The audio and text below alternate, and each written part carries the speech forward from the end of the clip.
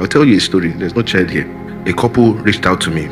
The man said, my wife listens to you, and that's why I'm reaching out to you. For a while now, we've not been able to have sex.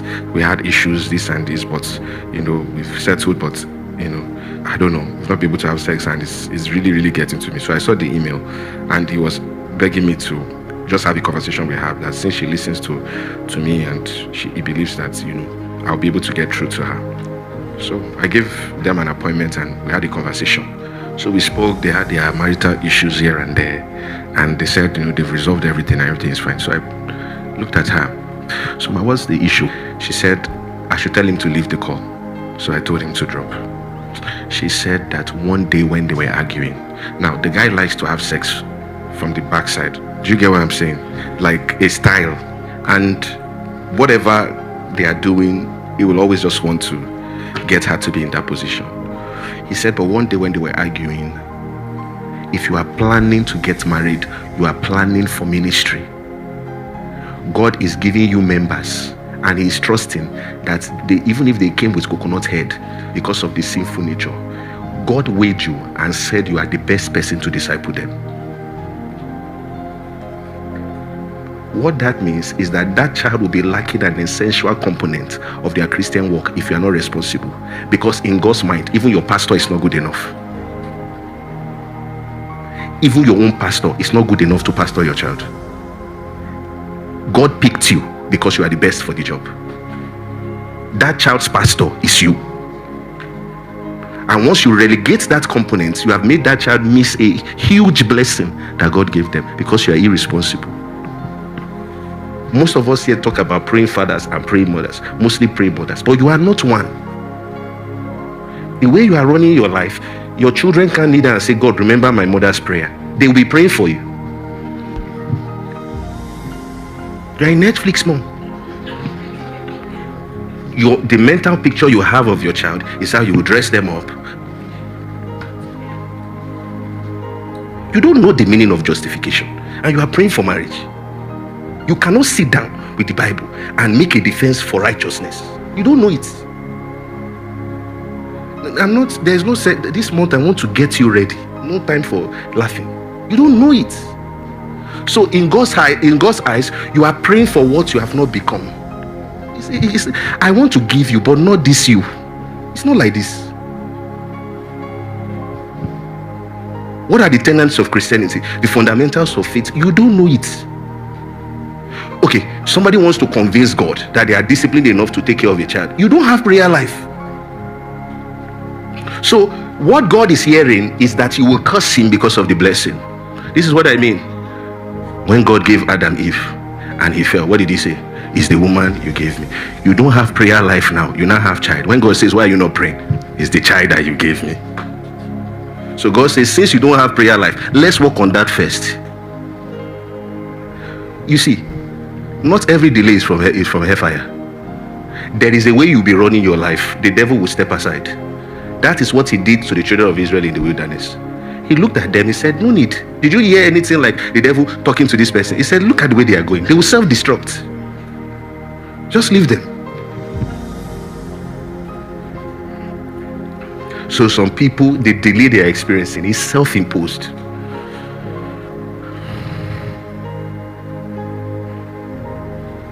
And peradventure you don't embrace, because there is the Ishmael way, there is the Isaac way.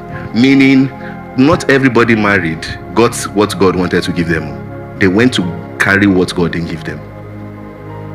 And the truth of the matter is that people like that, they will be in their marriage, they will have what is called leanness of soul.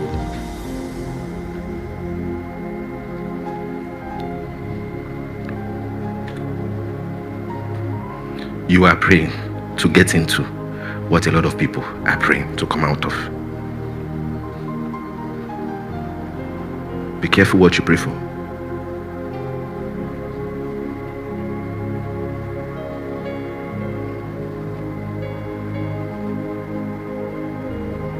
You will be in that home. You will arrange the kitchen the way you like it, but you can't eat in peace.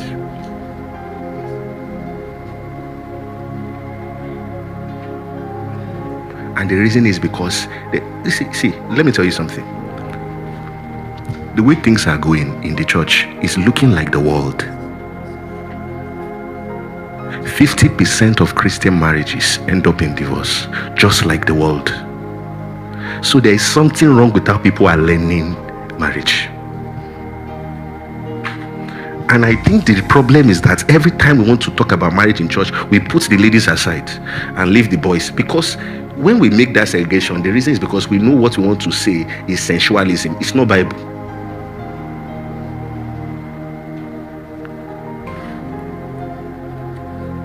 Once you want to talk about marriage, what people are looking for, what you are going to tell them is points and what they will do. They don't want to learn God's word. So my marriage is not God's will if I'm not learning Christ.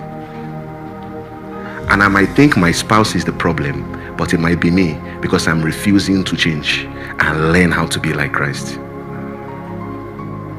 If everything you are looking for in your partner is how they support you, you have a wrong view of marriage. You know that term, what do you want in a spouse? You have to rewire your mind to what do I want to be for my spouse. That thing, what do you bring to the table? You know, we say those nonsense things. That is why there is divorce. Because everybody wants to be happy. Everybody wants somebody that compliments them. There are some people that can't date somebody because of picture. He's shorter than me. That's the voice of foolish reasoning. If you marry a tall person that is tearing you slap from above, I told you, you will laugh after. You will know that. You see, when you read the story of Jacob and Leah, you see a mystery. And I'm advising girls.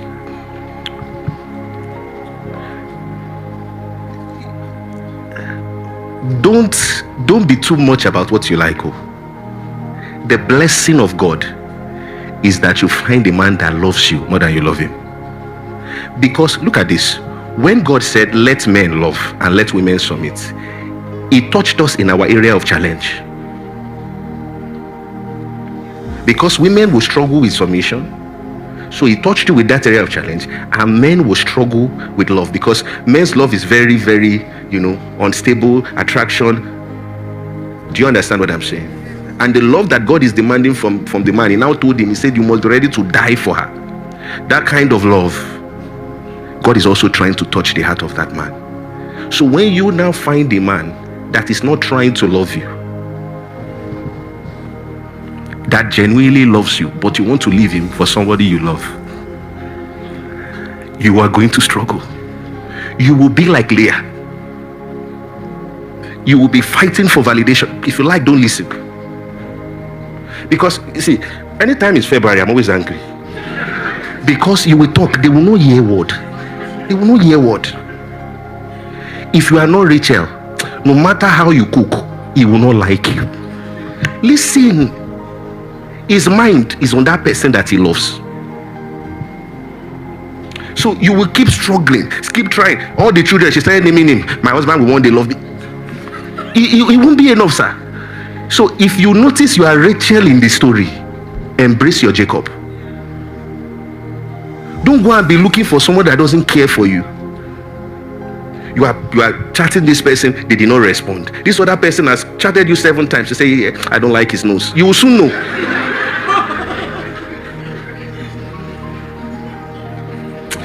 Pity he doesn't have beers. Whatever happened, beer it. Stanley Howard at Duke University made this classic statement. Look at this. He says, the assumption is that there is someone just right out there for you to marry, and that if you look closely enough, you will find that right person. This assumption overlooks a critical aspect of marriage. It fails to appreciate the fact that you will always marry the wrong person. It's a conclusive statement, and I agree. You will always marry the wrong person. Look at why. We never know who we marry, because they themselves don't know themselves in marriage. So it's not fraud that they are changing. They are in a different terrain. So who you met before marriage is not who you will be with in marriage. They also don't know their version in marriage. We never know who we marry. We just think we do. Or even if we first marry the right person, just give it a while and he or she will change. for marriage being the enormous thing that it is, means you are not the same person after you entered it. See what, because you look at this prospective person, you say this person is characterized by XYZ, great, marry.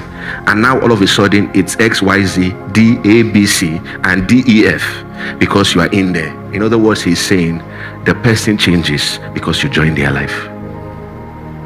Before you got married, they want to wake up by 7.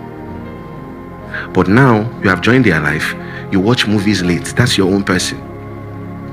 So you guys are up having sex, and nobody's young here, and don't look like that. You know what I'm saying now. And doing all those naughty things, I don't really care.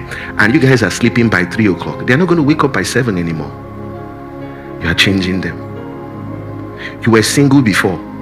You had time to go to the gym. Now you now have a boyfriend, a girlfriend, or now you are married. You are eating up and down. You know your body will. You get what I'm saying? Your body will change. You are wondering, well, this was how you were when I married you. We've eaten ice cream 6 times. You say I will not change? Do you get what we are saying? So some people are not practical. I'm telling you. You are laughing, but you're understanding. Marriage is so big that the minute you enter it, you change the person. The primary challenge of marriage throughout this course of marriage is learning to love and care for the stranger you often find yourself married to. And then he said this, and I feel like this is something I should even frame. He said, as I look back on when Jesus, do I give this example? Okay, or die and die. As I look back on when I and my wife first held hands before we were married, this is Tim Keller speaking, I realized that the initial thrill was not born out of the magnitude of my love for her, but rather from the flattery of her choosing me. Listen to what he said. And I think this is true of all of us, because I thought about it. I said, this is amazing. He said the excitement was less about, oh, I really love this person, and more about the flattery of her choosing me. The excitement was less about, oh, I really love this person, and more about what it did for my ego. Someone I admired, someone I thought was wonderful, attractive, was finally responding to me. That feeling is not necessarily love. It is often ego. As C.S. Lewis writes in the Screwtape Letters, much of what humans call love is really hunger. An ego looking for feeling for emptiness. When someone's attention or affection fills that emptiness, we mistake the satisfaction of our pride for genuine love. I'll tell you a story. So, I knew of this guy, and maybe this month I would talk about it, the dangers of cohabitation. Once you start living with so there was this guy who was dating this girl. They were dating for about 11 years, and obviously you know what happened. They broke up. Now those things don't work. Once you start living with somebody, they've seen you, they are not going to marry you. Because the first thing that happens to you when you get married, you have a rush of, did I make a mistake? Because you are living with this person, you have seen everything about them. And since there is nothing legal, nothing covenantal backing you guys up, there's no way they are going to stay with you. They will dump you. They've seen the best of you. They have to try if there is something easier out there. It's just common sense. So, was dating this girl for about 11 years, and they stayed together for about 4 years. So they eventually broke up, and then we're having a conversation. So I asked him, I said, he said he's dating somebody now. I said, oh, amazing. He said, PD, I have never felt love before. It was just now I felt love. I said, wait. I said, so you are telling me that you spent 11 years of your life and you were not in love? He has forgotten the emptiness that she was feeling. It's 11 years. It's enough to forget how you first felt. He said, PD, no. I said, really? He said, this girl I'm currently dating now I know the meaning of love. So I said, wait, I want to ask you questions. I said, your ex-girlfriend, Why was she staying with you? He said, I was financially responsible for her. I said, so he said, going to work, I had to give her. At the point she wasn't working, I was the one helping her. I said, I said, okay. So did you feel tired? He said, she was very lazy, blah, blah, blah, blah. Things that you see, married people say. This and this and that. So I asked him up front. I said, and you guys were having a lot of sex. He said, we are staying together, PD. I can't lie. I said, okay. I said, this new girlfriend, how long have you been together? He said, 4 months. I said, and you feel love? He said, yes. Remember what this man said? He said, it's hunger that they are mistaken for genuine love. I said, have you slept with her? He said, no. Follow me. Have you slept with her? He said, no. I said, is she richer than you? He said, yes. I said, do you feel privileged that she's dating you? He said, absolutely. I said, that's what you feel. It's not love. You are satisfied with the idea that somebody so high like that can stoop so low to be with you. That feeling is fueling your ego. Don't mistake it for love. And listen, I'm telling you, so you will not be a casualty of somebody's ego. Listen, if you put yourself down, they will trample upon you. So what he was saying, love, it was then he realized, you know, when you're talking to somebody and then the person stops and says, am I in love or am I looking forward to achieving stuff with this girl? I told him, I said, oh boy, after you sleep with her 17 times, because you that I'm looking at, you have not changed. I will come and ask you again if you are in love. He said, PD, with what you have said, I will make sure it doesn't happen.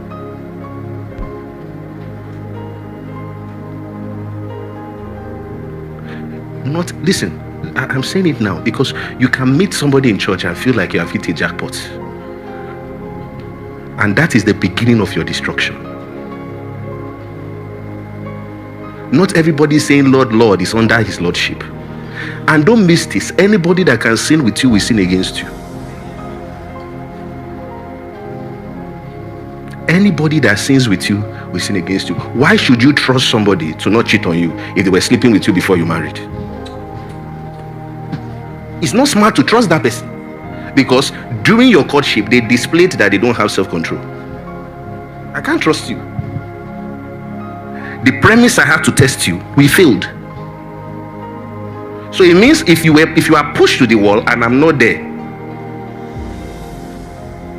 I'm just trying to make a defense for having a sane relationship. If you like, I told you, they will not hear. Come here, you will see now that they will not hear. They will still come back.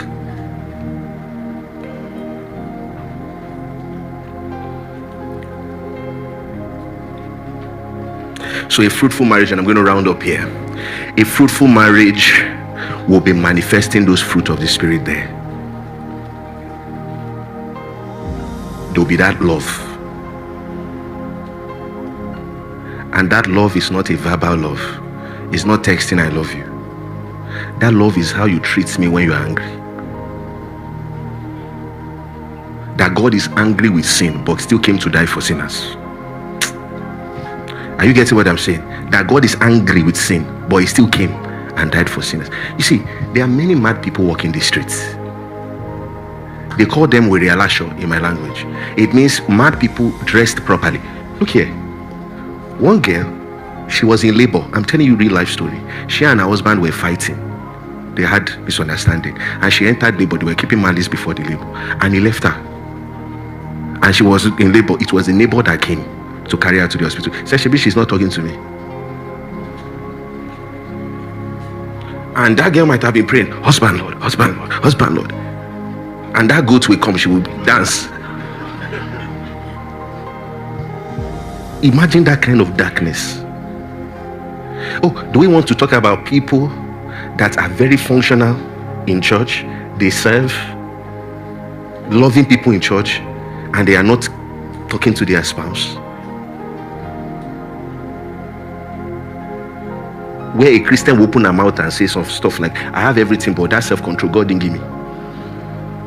And a lot, see, let me just, you say, while I'm doing, let me stop here. Because one of the major things that break marriages is resentment And that resentment comes from words that people can't take back.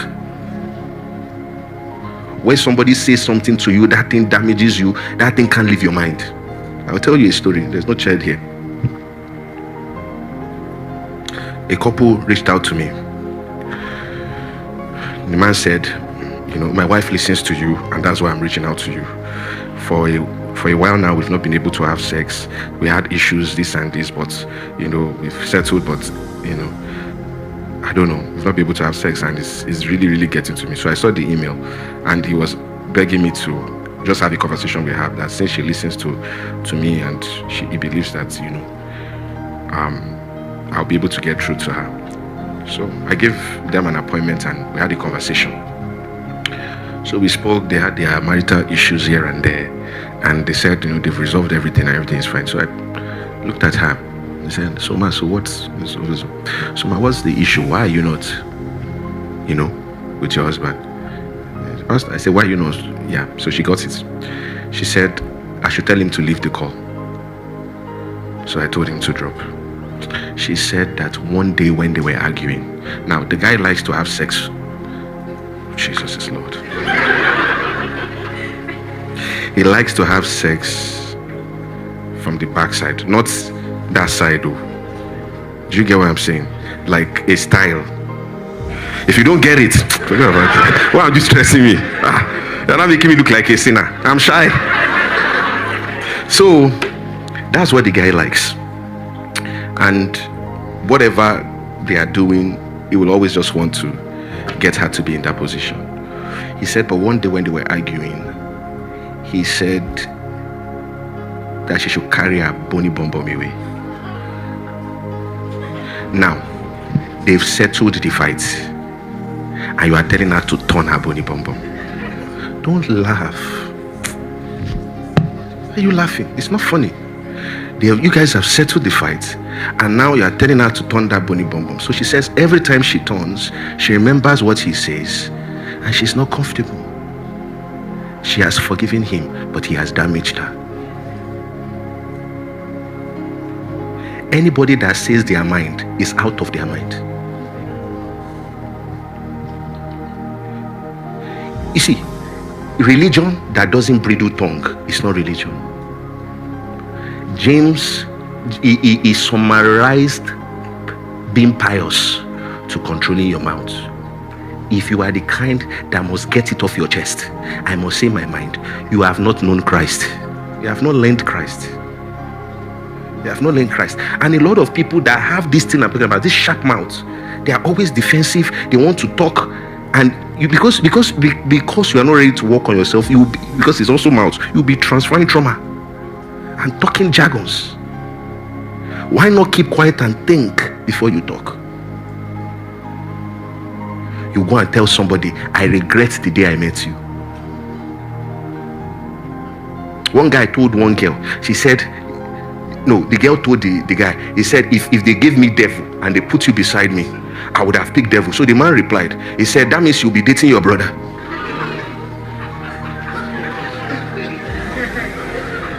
That's what they call basbos. So yes, if they put devil here and they put you, I'll pick devil. So the guy said, yeah, so you are dating your brother because you are also behaving like devil. It's your family. If you open your mouth, somebody that you married, you open your mouth and you describe the person's life and water them down and say they are nothing without you. You know what God does to people like that? Because you are hey God, you are putting yourself as Pharaoh.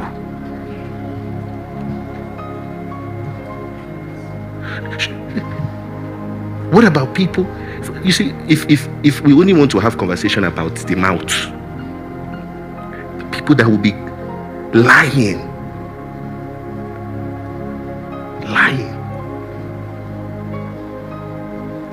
One guy, see, me, I will say it my mind. Many guys are dressing well and looking nice. Ladies are going on dates and vacation. It's the girls that are paying.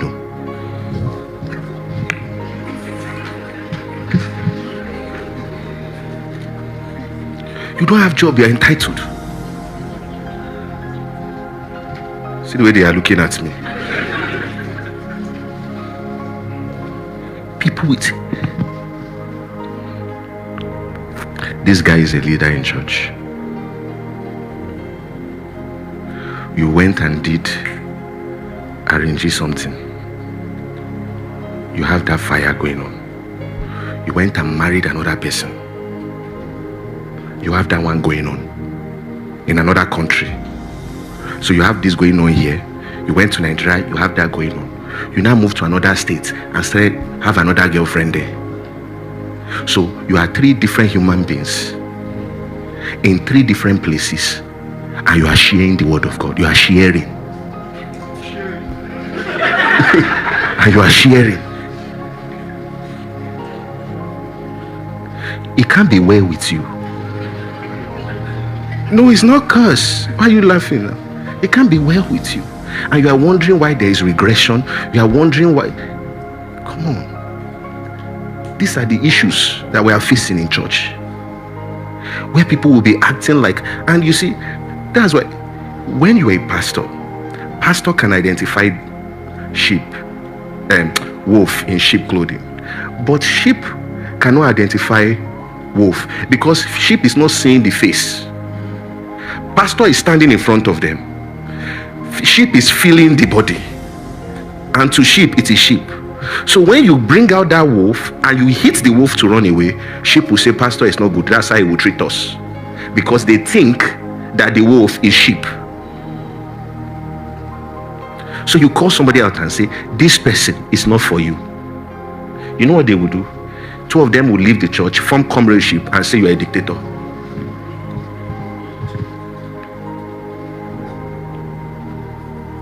So what they will be spreading is that you want to determine what's happening in the church. You want to. Meanwhile, listen. After 18 months, you have come back. Because wolf will be wolf. If your parent is telling you, check again. Pastor is telling you, check again. Check again. Don't say I like them, they like me. You don't know what I'm saying. Because sometimes when you have oppositions like that, you people form what is called false comradeship. You start having each other's back and ignoring the red flags. I'm just telling you that you are better alone. If you like, don't hear.